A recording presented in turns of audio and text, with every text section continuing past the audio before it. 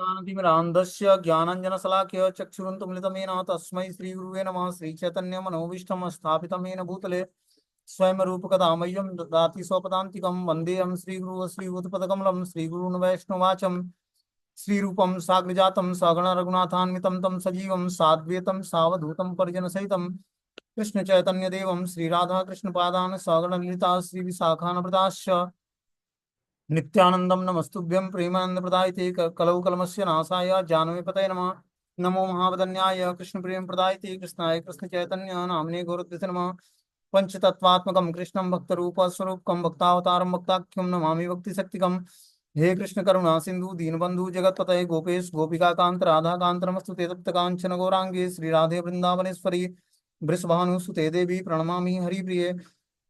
वाञ्छाकल्पतरुवृक्षा कृपा सिन्धुभ्यो च पतितानां पावनेभ्यो वैष्णवेभ्यो नमो नमः। जय श्री कृष्ण चैतन्य प्रभु नित्यानंद श्री अद्वैत गदाधर श्रीवासादि श्री गौर भक्तवृंद। हरे कृष्णा कृष्ण कृष्णा हरे हरे, हरे राम राम राम हरे हरे। इसमें आज हम लोग को पढ़ना है। परिक्रमा हम लोग कर रहे थे ब्रजमंडल की। इसमें हम लोग बरसाने तक पहुंचे हुए थे, ठीक है ना। तो बरसाने में हमने वृषभानु कुंड के बारे में बताया, और साकरी खोर जो है ब्रह्म पर्वत और विष्णु पर्वत के बीच में साकरी खोर एक जगह पड़ता है, जहाँ बहुत ही सकरा रास्ता है और एक एक व्यक्ति निकल पाता है वहां पर, ठीक है ना। उसका वर्णन हमने सुना, कल उसकी स्टोरी भी बताया था। साकरी खोर में क्या भगवान गोपियों और ग्वाल बालों के बीच में क्या लीलाएं होती हैं। अब आगे जो है दानगढ़ एक जगह पड़ता है, उसके बारे में हम लोग सुनेंगे। बोलते हैं ब्रह्मांचल पर्वत के ऊपर दानगढ़ बहुत ही रमणीय स्थल है। ये ब्रह्मांचल पर्वत पर बरसाना गांव स्थित है। जो बरसाने का मंदिर है, श्री जी मंदिर, वो ब्रह्म पर्वत पर स्थित है, ठीक है ना। नंदेश्वर पर्वत पर भगवान का नंद गांव स्थित है। जो भगवान शिव का पर्वत है, वो विष्णु जो है गोवर्धन के रूप में, ब्रह्मा जी जो है ब्रह्मांचल पर्वत के रूप में, और जहाँ पर नंद गांव जिस पहाड़ी पर स्थित है, वो भगवान शिव ही उस पहाड़ी का रूप धारण करते हैं। तो ये ब्रह्मा विष्णु महेश भगवान की सेवा करते हैं। गोवर्धन स्वयं भगवान विष्णु हैं। जहाँ पर बरसाना गांव है, बरसाना धाम है, श्री जी का मंदिर है, वो जो है स्वयं ब्रह्मांचल पर्वत है, ब्रह्मा जी का ही स्वरूप है। और जो नंद गांव है, जहाँ भगवान कृष्ण और बलराम के सिर पर विराजमान है, नंद गांव जिस पहाड़ी पर है, वो भगवान शिव का ही स्वरूप है। ये तीनों ब्रह्मा विष्णु महेश भगवान कृष्ण की सेवा करता है पर्वत के रूप में। बोलते हैं ब्रह्मांचल पर्वत के ऊपर दानगढ़ बहुत ही रमणीय स्थल है। प्रसंग इस प्रकार है इसका कि एक दिन रसिक शिरोमणि श्री कृष्ण दानी बनकर सुबल सखा को लेकर यहाँ पर सखियों के साथ श्रीमती राधा रानी के आगमन की प्रतीक्षा में बड़े ही उत्कट हो रहे थे। श्रीमती राधिका सखियों के साथ सूर्य पूजा का बहाना करके पूजा की विभिन्न द्रव्यों को लेकर इधर से निकल रही थी। उन्हें देखकर श्री कृष्ण उनका मार्ग रोकते हुए डपट कर बोले कि तुम कौन हो, कहाँ जा रही हो। श्रीमती राधा रानी ने उत्तर दिया, क्या तुम नहीं जानते कि हम कौन हैं, और बेधड़क होकर आगे बढ़ने लगी। कृष्ण ने सुबल सखा के साथ उन्हें रोककर कहा कि क्या तुम लोग नहीं जानती कि मैं यहाँ इस प्रदेश का राजा का बैठाया हुआ दानी हूँ। बिना दान दिए हुए तुम लोग यहाँ से निकल नहीं सकती हो। तुम लोग प्रतिदिन नाना प्रकार के बहुमूल्य द्रव्यों को लेकर यहाँ से बिना दान दिए ठुमक ठुमक कर चली जाती हो। ठहर जाओ, दान देकर यहाँ से जाओ।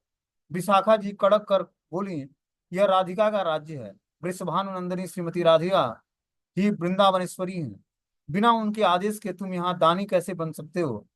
तुमने यह अक्षम्य अपराध किया है, इसका दंड तुम्हें भोगना ही पड़ेगा। श्री कृष्ण ने उत्तर दिया कि इतनी बहक कर बातें मत करो। यहाँ के राजा तो कंदर्प देव हैं। तुम प्रतिदिन लुक छिप कर नाना प्रकार के बहुमूल्य द्रव्यों को लेकर यहाँ से आती जाती हो, किंतु कर नहीं देती हो। अतः महाराज कंदर्प ने क्रोधित होकर मुझे भेजा है। यदि दान देने के लिए अस्वीकार करती हो, तो मैं तुम सबको बांध कर राजा के पास उपस्थित करूंगा। वे विचार कर जैसा दंड के लिए आदेश देंगे, वैसा दंड तुमको भोगना पड़ेगा। कृष्ण की बातों को सुनकर विशाखा जी ने कहा कि तुम्हारा राजा क्या कर सकता है। हमारी महारानी तो वृंदावनेश्वरी जी हैं। उनके रहते हमें किसी का भी भय नहीं है। हम तुम्हारे महाराज कंदर्प का पराक्रम भली भांति जानते हैं। श्रीमती राधिका के कटाक्ष रूपी बाणों से उनका सारा गर्व चकनाचूर हो जाता है। ऐसा कहकर श्री कृष्ण श्रीमती राधिका को आगे करके सब सखियां अग्रसर होने लगी। कृष्ण आगे बढ़कर साकरी खोर के बीच में खड़े हो गए और बोले, अरे ढीठ ब्रज रमणियों, तुम निर्भीक होकर नाना प्रकार के रत्नों को छिपाकर प्रतिदिन इस प्रकार इस मार्ग से चली जाती हो। आज तुम्हें इस रत्नों का दान अवश्य ही देना होगा। इस प्रकार हास उपहास के उपरांत युगल किशोर किशोरी दोनों निवृत्त केली निकुंज में नाना प्रकार के क्रीड़ा विलास करने लगे। सारी सहेलियां आनंद में भर गईं और यहाँ दान मंदिर है, इसीलिए इसको दानगढ़ बोला जाता है। अब जो है मानगढ़ एक मंदिर है। बोलते हैं ब्रह्मांचल पर्वत के ऊपर मानगढ़ एक बहुत ही रमणीय स्थल है। श्रीमती राधिका जी ने यहाँ मान किया था। रसिक शिरोमणि कृष्ण ने बड़े कौशल से यहाँ पर अपना उनका मान भंग किया था। तो मानगढ़ इसलिए बोला जाता है क्योंकि राधा राधा रानी भगवान कृष्ण से मान करके मतलब अभिमान में बैठ गई। बोलते हैं प्रसंग इसका इसका स्टोरी इस प्रकार है कि एक दिन प्रिय नर्म सखा सुबल और वृंदा वृंदा देवी के माध्यम से संकेत देकर श्री कृष्ण श्रीमती राधिका के निकट अभिसार कर रहे थे। तो भगवान का एक प्रिय नर्म सखा है और सुबल सखा है। प्रिय नर्म सखा सुबल जी हैं और वृंदा देवी के माध्यम से संकेत देकर श्री कृष्ण श्री राधिका के निकट अभिसार कर रहे थे, अर्थात उनके निकट आ रहे थे। अकस्मात मार्ग में चंद्रावली जी की सखी पद्मा भी मिल गई। पद्मा जी ने श्रीमती चंद्रावली के विरोह विरोह उत्कंठा का वर्णन करते हुए उन्हें चंद्रावली से मिलने के लिए बार बार अनुरोध किया। श्री कृष्ण उसके अनुरोध को टाल नहीं सके। वे कुछ समय के लिए चंद्रावली के कुंज में ठहर गए। फिर चंद्रावली के साथ रसमयी बातें तथा क्रीड़ा विनोद में इस प्रकार रम गए कि उनको और किसी भी बात का स्मरण ही नहीं रहा। श्रीमती राधिका से मिलने का समय भी व्यतीत हो गया। इसी बीच श्रीमती राधिका की एक सुशिक्षित सारी मैना उसी कुंज में एक वृक्ष के ऊपर बैठ गई।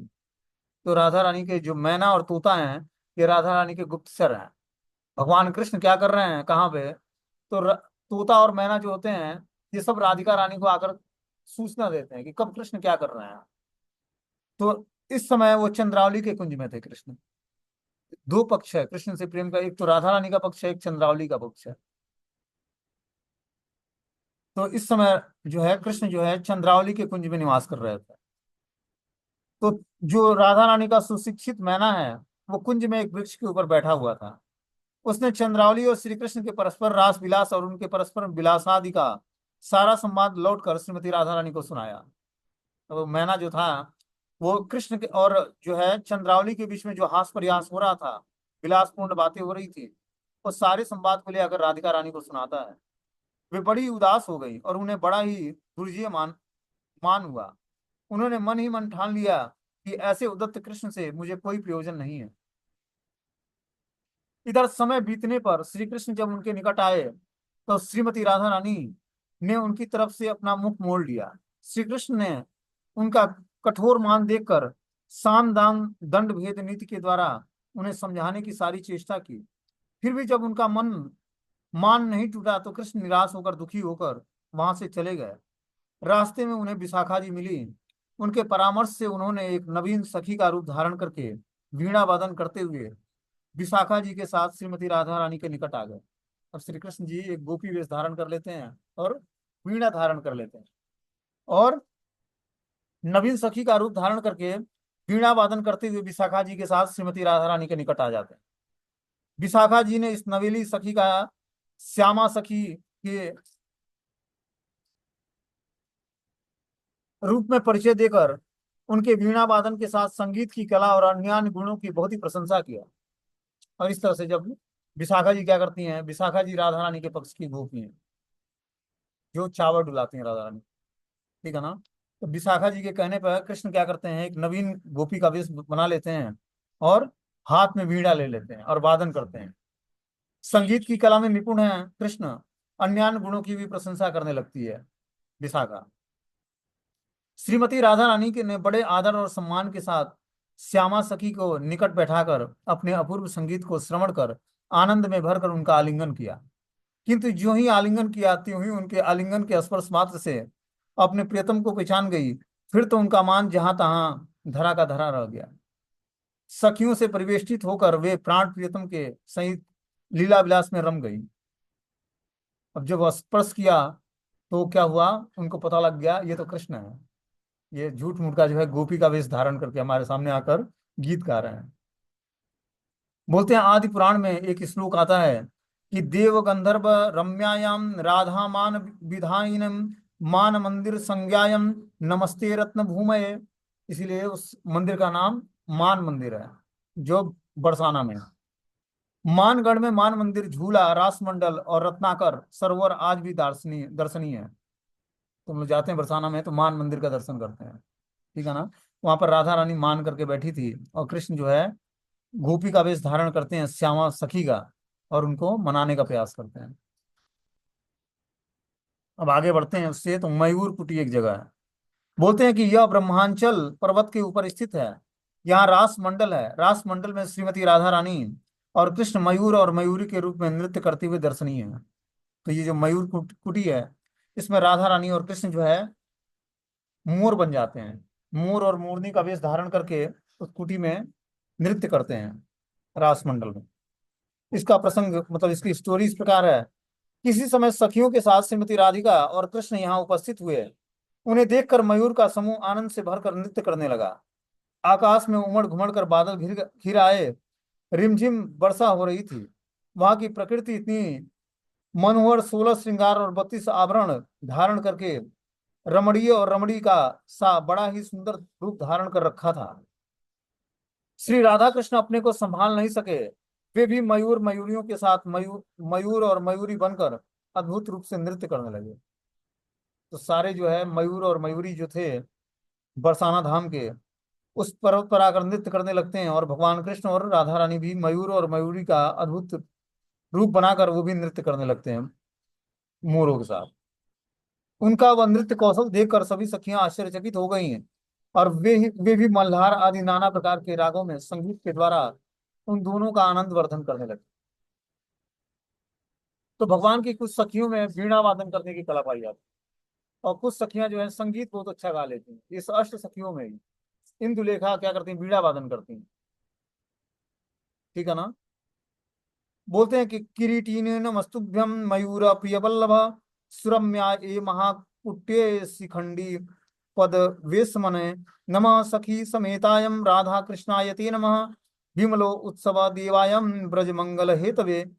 अब आगे जो है बिलासगढ़ पड़ता है। इसकी क्या स्टोरी है।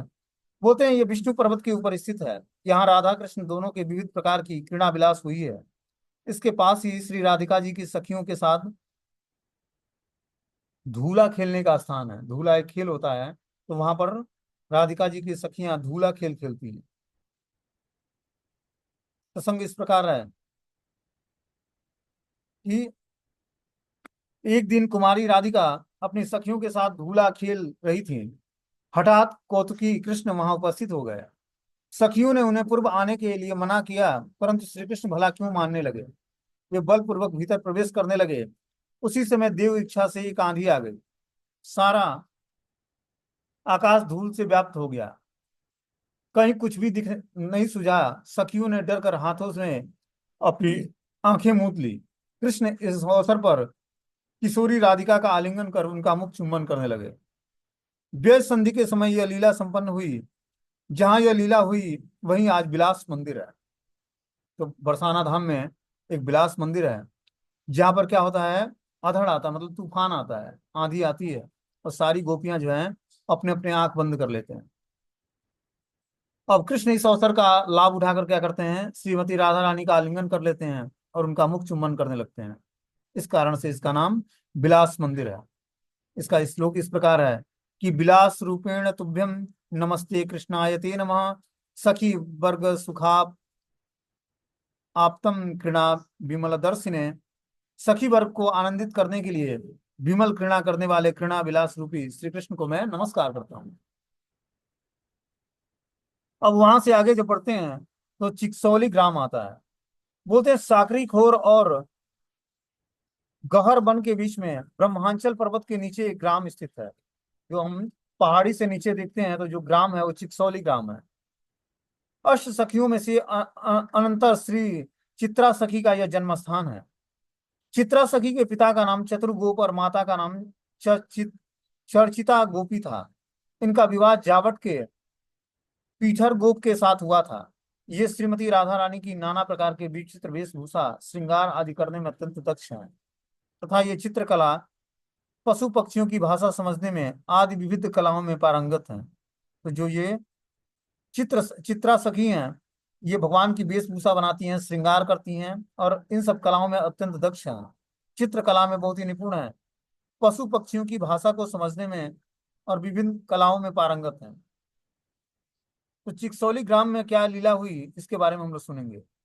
बोलते हैं किसी समय वृषभानु नंदिनी श्रीमती राधा रानी अपनी सहेलियों के साथ यहाँ खेल रही थी। इतने में उन्होंने दूर से श्री कृष्ण की मुरली की बड़ी ही मधुर और आकर्षक स्वर लहरी को श्रवण किया। इससे वे इतनी मंत्र मुग्ध हो गईं कि अपना तन मन सब कुछ उस मधुर मुरली वाले के ऊपर न्यौछावर कर दिया। वे इससे मिलने के लिए आतुर हो उठे। इसी समय चित्रा सखी ने श्री कृष्ण का बड़ा ही सुंदर चित्र प्रस्तुत कर उन्हें दिखलाया। उस अद्भुत सुंदर चित्र को देखकर श्रीमती राधा रानी सब कुछ भूल गई और इस अद्भुत सुंदर व्यक्ति पर अपने को न्यौछावर कर दिया।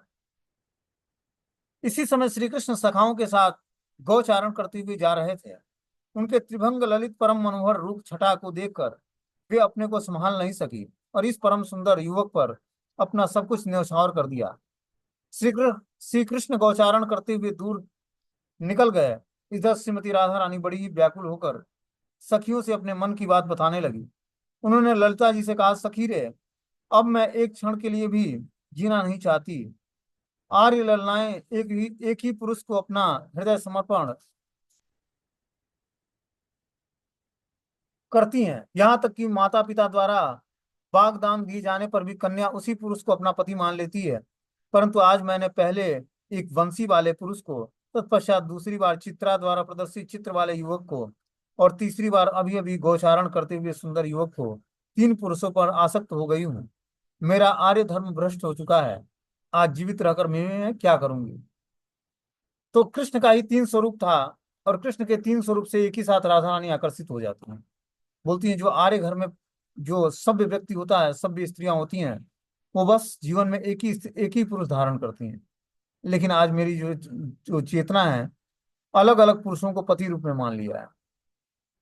पहले मैं बंसी वाले से पुरुष से आकर्षित हुई, जिनकी वंशी की ध्वनि बज रही थी, उनसे आकर्षित हुई। दूसरा जो चित्रा सखी ने जो फोटो हमारे सामने रखा, जो तस्वीर बनाया, उस युवक से मैं आकर्षित हो गई। और तीसरा जो गौचारण करते हुए सुंदर युवक इधर से निकला, उस युवक को देखकर मेरा चित्त आकर्षित हो गया। इन तीन पुरुषों पर मैं एक साथ ही आसक्त हुई हूँ। मेरा आर्य धर्म आज भ्रष्ट हो चुका है। आज मुझे जीवित रहने की अब क्या जरूरत है। श्री ललिता यह सुनकर ठहाका मारकर हंसती हुई बोली, अरे मुग्धे, तुमने मरने की आवश्यकता नहीं है। ये तीनों पुरुष नहीं है, एक ही है। मधुर बंसी बजाने वाला और कोई नहीं, श्री नंदन श्री कृष्ण ही है। उन्हीं का यह चित्र है और वे ही अभी गौचारण करते हुए इधर से निकले हैं। अतः तुम्हें मरने की आवश्यकता नहीं है। अब आगे जो है, गहर बन एक जगह पड़ता है। बोलते हैं कि गहराख्याय रम्यायम कृष्ण लीला विधायिने गोपी रमण सौख्यायम बनायम च नमो नमः। यह अपने नाम के सर्वथा अनुकूल सघन वृक्षों, लताओं, केली कुंजों और प्रिया प्रियतम के मधुर लीलाओं की एकांतिक विहार स्थली है। यह संघ के आकार में स्थित है। इसमें वल्लभाचार्य जी की बैठक है। यहाँ पर वल्लभाचार्य जी ने श्रीमद् भागवतम का पारायण किया था। इसमें रास मंडल और राधा सरोवर भी विराजमान है। गहन वन में बहुत से भक्तों की भजन स्थली भी दर्शनीय है। बोलते हैं यहाँ पर जो राधा कृष्ण की मधुर लीलाओं का एकांतिक विहार स्थली है, ये गहन वन, गहर वन। यहाँ पर केली कुंज है और सघन वृक्ष है, लताएं हैं। यहाँ पर राधा कृष्ण क्या करते हैं, एकांतिक विहार लीला प्रस्तुत करते हैं।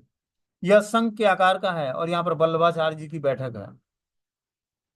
जो वल्लभ संप्रदाय के आचार्य हैं वल्लभाचार्य जी, वो उनकी बैठक है यहाँ पर।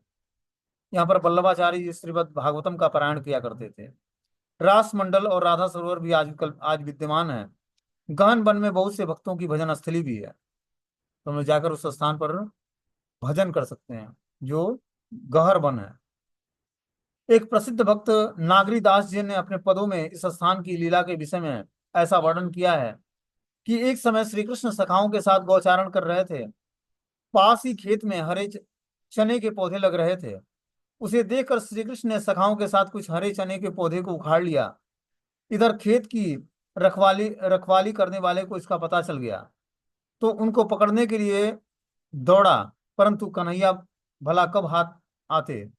बगल में हरे बूट दबाए हुए भागे और टेढ़े मेढ़े रास्ते से गहर वन में आकर रुक गए।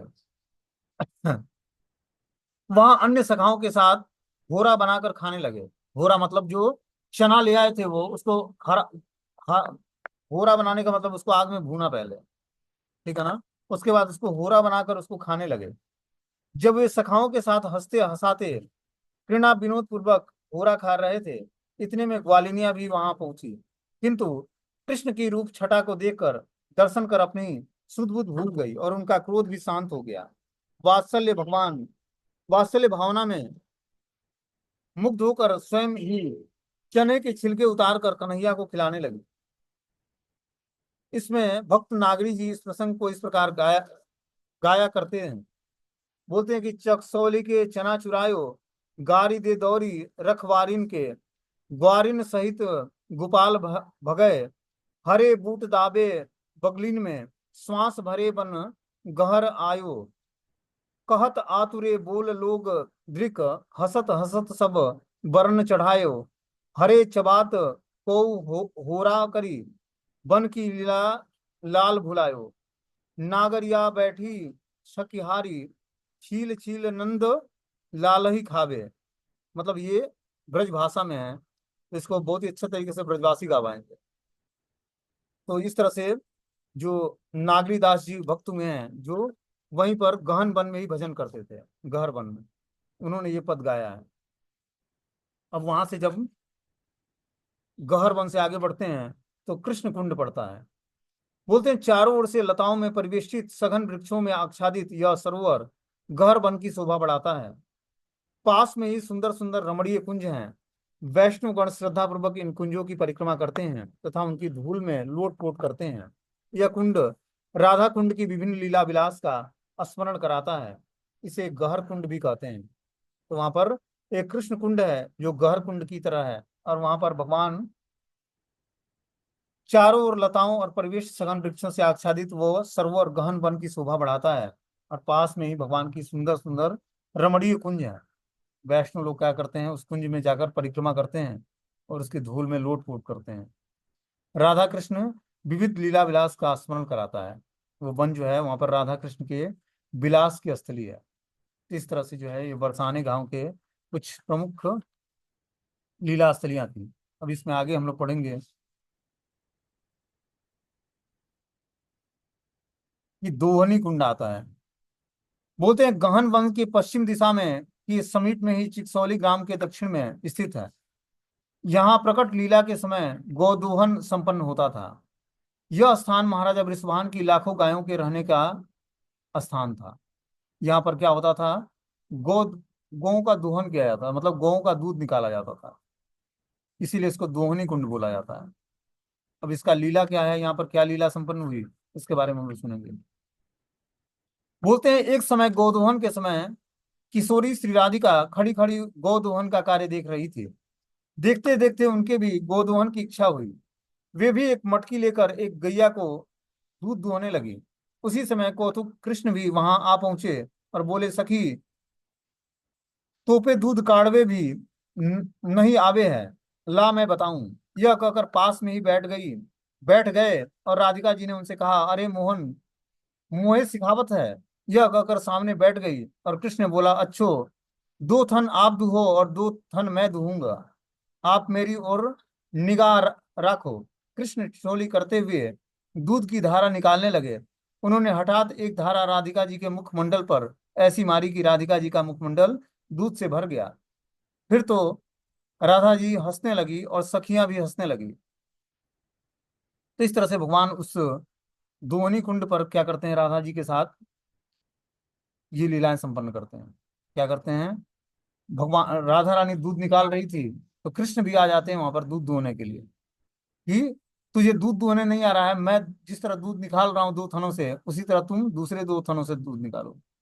और क्या करते हैं, भगवान दूध निकालते निकालते एक थन का जो है धार जो है राधा रानी के मुंह पर मार देते हैं, और राधा रानी का मुखमंडल जो है दूध से भीग जाता है, और बहुत ही सुंदर उनका मुखमंडल और सुंदर हो जाता है। और सारी सखियां जो है हंसने लगती हैं देखकर। अब वहां से जब आगे बढ़ते हैं तो डबरारो एक जगह पड़ता है। बोलते हैं यहाँ श्रीमती राधिका के दर्शन से कृष्ण की दोनों आंखों में आंसू भर आए। डबरारो शब्द का अर्थ है आंसू का डबडबा जाना।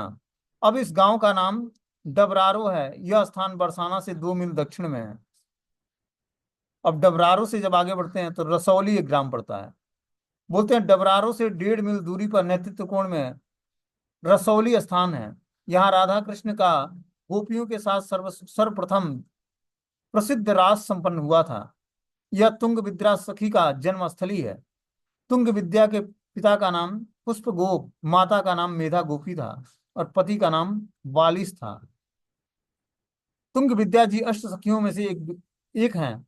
वे नृत्य, गीत, वाद्य, ज्योतिष, पंच रचना, पाक क्रिया, पशु पक्षियों की भाषा, विद्य, राधा कृष्ण का परम मिलन कराने आदि विविध कलाओं में पूर्ण रूप से निपुण है। तो ये जो रसौली ग्राम है, ये जो है तुंग विद्या जी अष्ट सखियों में से एक सखी है, उनका ये गांव ग्राम है। यहीं पर वो उन्होंने जन्म लिया था, और यहाँ पर भगवान राधा कृष्ण की प्रसिद्ध रास नृत्य होती है।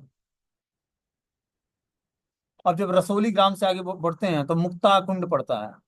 बोलते हैं यहाँ श्रीमती राधिका ने कृष्ण के साथ विवाद कर मुक्ताओं का खेत बनाया था, जिसमें प्रचुर रूप से मुक्ताओं को उगाया गया। यह चरित्र श्रीपाद रघुनाथ दास गोस्वामी के द्वारा रचित मुक्ता चरित्र ग्रंथ में विस्तार पूर्वक वर्णित है। मुक्ता एक फूल होता है जो भगवान को बहुत ही पसंद है। भगवान के लिए हार बनता है मुक्ता के मालाओं से। मुक्ता के फूलों से भगवान का हार बनता है। मुक्ता की माला को भगवान धारण करते हैं। तो इसका मुक्ता चरित्र में रघुनाथ दास गोस्वामी इसका विस्तार से वर्णन करते हैं मुक्ता कुंड का। अब जब मुक्ता कुंड से आगे बढ़ते हैं तो पीली पोखर एक जगह पड़ता है। बोलते हैं इसे पीली पोखर या पियाल कुंड भी कहते हैं। इस कुंड के चारों ओर पीलू फल के वृक्ष हैं, जहाँ प्रचुर रूप से पीलू फल लगते हैं। और श्रीमती राधिका यहाँ पीलू फल एकत्रित करने के बहाने आकर सखियों के साथ विविध प्रकार के क्रीड़ा विलास करती हैं। श्री कृष्ण भी नंदग्राम से यहाँ आकर श्रीमती राधिका रानी से मिलकर विविध प्रकार की लीलाएं करते हैं। एक ऐसा ही प्रसंग है कि एक समय कृतिका कुमारी श्रीमती राधिका सखियों के साथ नंद गांव में यशोदा मैया के पास गई हुई थी। यशोदा मैया उनके रूप गुण पर मुग्ध हो गई। उन्होंने मन ही मन अपने पुत्र श्री कृष्ण के विवाह कराकर उन्हें अपने बहू बनाने की अभिलाषा की। इस विषय में वह इतनी अग्रसर हो गई कि उन्होंने किशोरी राधिका जी के हाथ पीले कर दिए। किशोरी राधिका भी मन ही मन बड़ी प्रसन्न हुई, किंतु जब वे बरसाने में अपने पिता के घर लौट रही थी तो उन्हें बड़ी लज्जा आई। उन्होंने रास्ते में इसे पोखरे में अपने हाथ मल मल कर धोए, जिससे इस पोखरे का जल पीला हो गया। इसलिए इसका नाम पीली पोखर या पीली पीली पोखर कहा जाता है। पियाल नामक वृक्षों से घिरे हुए होने के कारण इसे पियाल कुंड भी कहते हैं। तो ये पीली पोखर भी बरसाने से कुछ दूरी पर है। यहाँ पर पीलू फल, एक पीलू फल होता है, मतलब पीले पीले गोल गोल से फल होते हैं, बहुत ही गुच्छे का होता है, और ब्रज में ही बिकता है वो, और कहीं नहीं मिलता है। और भी मिलता होगा, लेकिन वो फल बहुत ही खट्टा मीठा होता है। और वो पीलू फल जो है पीली पोखर के चारों तरफ से वो घिरा हुआ है, और वहां पर वन है उस फल का। आगे जो है पीली पोखर से आगे बढ़ते हैं तो कृतिदा कुंड पड़ता है। ये बोलते हैं कि यह वृषभानु कुंड के पास ही वायुकोण में स्थित है। यहाँ श्री राधिका की मैया श्री कीर्तिदा जी नित्य स्नान करती हैं। यहाँ कीर्ति सरोवर के नाम से विख्यात है। श्लोक इस प्रकार है ब्रज भक्ति विलास में कि नम कीर्ति महाभागे सर्वेशम गौ ब्रजोकशाम सर्व सौभाग्य यदि तीर्थे सुकीर्ति सरसे नमः। यह वृषभानु कुंड के पास ही वायुकोण में स्थित है। यहाँ श्री राधिका जी की मैया श्री कीर्तिदा जी नित्य ही निवास करती हैं, नित्य ही स्नान करती हैं। यह कीर्ति सरोवर के नाम से विख्यात है, इसलिए मैं इसको बार बार नमस्कार करता हूँ। अब आगे से जब कीर्तिदा कुंड से आगे बढ़ते हैं तो ब्रजेश्वर महादेव का मंदिर है। बोलते हैं भानु सरोवर के पास ही वृषभानु बाबा अपनी गोपों के द्वारा इष्ट सिद्धि के लिए स्थापित देवादिदेव महादेव की मूर्ति स्थापित किए थे। ब्रजवासी लोग अपने हित के लिए उनकी पूजा करते, ऐसा एक जनश्रुति है कि किसी समय कुछ ब्रजवासियों ने इस देव मूर्ति को वहां से हटाकर किसी और प्रशस्त जगह में ले जाना चाहा। जैसे जैसे लोग खुदाई करने लगे, वैसे वैसे इस महादेव का स्वरूप और भी गहराई में बढ़ता गया। वे लोग इसकी गहराई को कोई था नहीं पा सका। अंत में उन लोगों ने इस स्वरूप को निकालने का विचार छोड़ दिया और महादेव जी से क्षमा मांगकर उनका उनको यहीं विराजमान रहना उचित समझा। तो इस तरह से जो है ब्रजेश्वर महादेव जी। तो एक बार सारे ब्रजवासियों ने सोचा कि इस इष्ट आराध्य देव को हम लोग कहीं अच्छी जगह पर विराजमान करते हैं। लेकिन जो ब्रजेश्वर महादेव जी थे, तो जब ब्रजवासी सारे गड्ढे खोदने लगे उस मूर्ति को निकालने लगे वहां से हटाने के लिए, तो जितने जितने गड्ढे खोदने लगे तो खुदाई करते गए, लेकिन महादेव जी का स्वरूप गहराई में और बढ़ता गया। वो अंत ही नहीं दिखता था उसका। अब अंत में जो है सारे ब्रजवासी हार गए और निकालने का विचार छोड़कर महादेव जी से क्षमा प्रार्थना किया और उनकर वहीं पर विराजमान कर दिया, वहीं पर उनके लिए मंदिर बनवा दिया। तो आज भी हम ब्रजेश्वर महादेव जी का दर्शन कर सकते हैं वहां पर। अब आगे जब बढ़ते हैं वहां से तो प्रेम सरोवर आता है, बरसाना और नंदगांव के बीच में। इसकी क्या लीला है। बोलते हैं बरसाना से नंदगांव जाने के रास्ते में 1 मील की दूरी पर एक कुंड विराजमान है।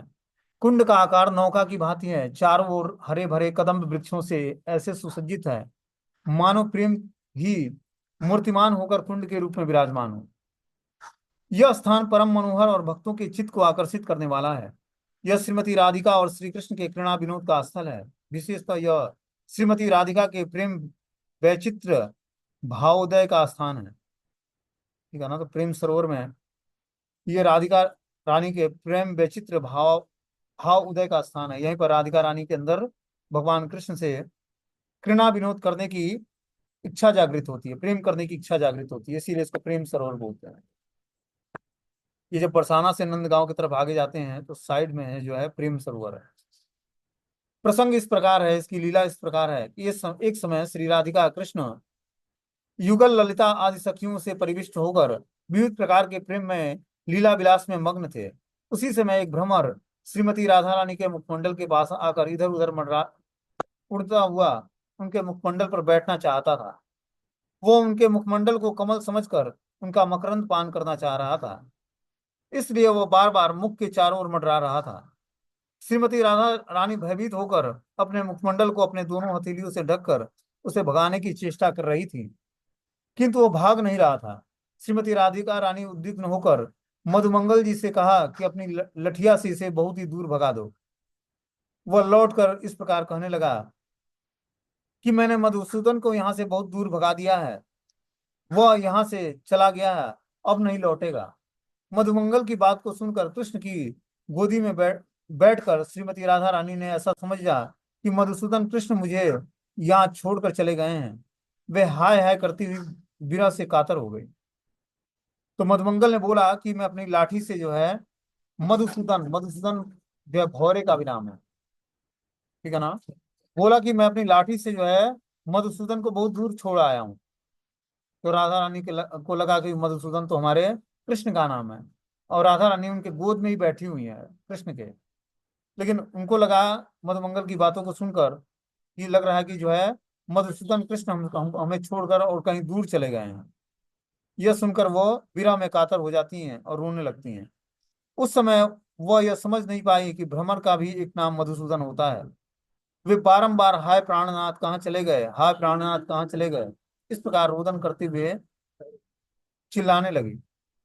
राधा रानी के इस अद्भुत प्रेम व्यचित्र भाव को देखकर कृष्ण भी यह भूल गए कि मेरी प्रियतमा राधिका मेरी गोद में ही है। वे भी हाय प्रिय कहकर रोदन करने लगे। दोनों के नेत्रों से अश्रु जल और शरीर से पसीने का जल इस प्रकार निकल कर बहने लगा कि उससे एक सरोवर पूर्ण हो गया और दोनों मूर्छित हो गए। उनकी ऐसी दशा को देखकर सखियां भी अचेत हो गई। उस समय श्रीमती राधा रानी की सारिका श्री राधा नाम और सुख श्री कृष्ण नाम का जोर जोर से उच्चारण करने लगे। वाणीकार श्री माधुरी जी ने इस लीला का बहुत ही सरसता के साथ वर्णन किया है। इस प्रकार दोनों का नाम एक दूसरे के कानों में प्रवेश किया। दोनों वाह्य ज्ञान प्राप्त करके वे परस्पर एक दूसरे के साथ संतृष्ट नयनों से देखने लगे। जैसे ही सारिका मतलब मैना और तोता कृष्ण और राधिका के नामों का उच्चारण करने लगते हैं, जैसे ही उच्चारण करते हैं तो राधा रानी के कान में जो है कृष्ण का नाम जाता है, और कृष्ण के कानों में राधा रानी का नाम जाता है। क्या होता है, एक दूसरे को जैसे ही ये शब्द प्रवेश करते हैं कानों में, दोनों वाह्य ज्ञान प्राप्त करके परस्पर आपस में एक दूसरे से सतृष्ण नयनों से देखने लगते हैं। क्रमशः सखियां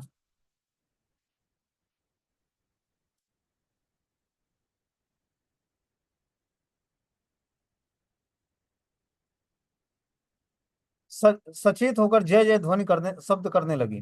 फिर तो आनंद की सीमा ही नहीं रही। यहाँ पर श्री कृष्ण ने विचार किया कि मैं निकट रहकर भी अपनी प्रियतमा श्री राधा रानी जी की विरह वेदना शांत करने में असमर्थ रहा हूँ। भावी विरह के ताप से वे सदा झुलसती रही हैं। इसे समझाने का कोई उपाय नहीं दिखता है। जब मैं उनसे दूर होता हूँ तो वे विप्रलंब अवस्था में मेरा चिंतन करते हुए भाव में विभोर हो जाती है और तमाल वृक्षों से हंसकर आलाप करती है, सखियों के साथ विनोद करती है और कभी मान भी कर लेती है। इसके विपरीत मेरे अत्यंत समीप रहने पर भी विप्रलंब की स्फूर्ति होने से मेरे लिए विरह में कातर होकर रोदन करती है। अतः निकट रहकर भी मैं उसे सांत्वना नहीं दे सकता हूँ। यही श्रीमती राधा रानी का सर्वोत्त मादन भाव है, जो केवल श्री राधिका में ही देखा जाता है। तो श्रीमती राधा रानी में सर्वोत्कृष्ट मादन भाव पाया जाता है। मतलब भगवान कृष्ण निकट ही रहते हैं, लेकिन वो प्रेम में इतना डूब जाती हैं कि कृष्ण का दर्शन ही नहीं होता उनको। और क्या करती हैं, क्रंदन करने लगती हैं, चिल्लाने लगती हैं। ललिता इत्यादि सखियों में भी इसका प्रकाश नहीं देखा जाता है। यह मादन महाभाव में आश्चर्यजनक रूप से संभोग और विप्रलंब आदि परस्पर विरोधी सभी प्रकार के भावों का भी समावेश देखा जाता है। अतः मेरा मन उनसे दूर रहना ही उनकी सांत्वना का एकमात्र विषय हो सकता है, क्योंकि यह विप्रलंब अवस्था में मेरी स्फूर्ति होने से अथवा मेरी क्रांति जैसे तमाल वृक्ष आदि वस्तुओं को देखने से ये मेरे प्रियतम है ऐसा मानकर उनका विरह ताप कुछ प्रशमित हो सकता है। ऐसा सोचकर कृष्ण ने मन ही मन कहीं दूर प्रवास का निश्चय किया।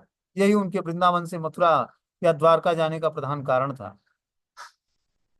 आगे बता रहे हैं कि प्रेम सरोवर प्रेम की भरी रहे दिन रैन, जहां जहां प्यारी पग धरा श्याम धरा तहां नैन। इस सरोवर में स्नान करने से राधा कृष्ण युगल के प्रेम की प्राप्ति होती है, इसमें कोई संदेह नहीं है।